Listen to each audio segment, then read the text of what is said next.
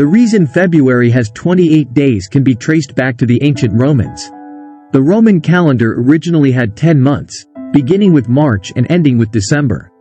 However, this created a problem because the lunar year is approximately 354 days long, while the solar year is approximately 365 days long. To account for this discrepancy, the Romans added a 2-month period of winter in between the end of December and the beginning of March.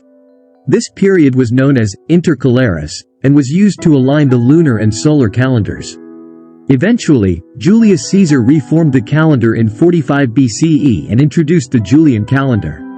This new calendar included a leap year with an extra day every 4 years. However, the length of February remained unchanged at 28 days. The reason for this is not entirely clear, but it is believed that February was considered an unlucky month by the Romans and was therefore given fewer days than the other months. Additionally, the word February comes from the Latin word febuum, which means purification, and this may have been seen as a fitting length for a month dedicated to purification rituals. There is no specific scientific reason why February has 28 days. As I mentioned earlier, the length of February was likely determined by historical and cultural factors, rather than by scientific principles.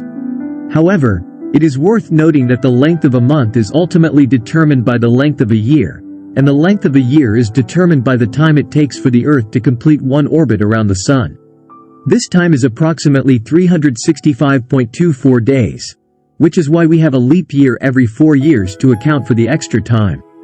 If the length of a month were to be adjusted to match the length of a year exactly, some months would need to be longer or shorter than others, which would likely create additional complications.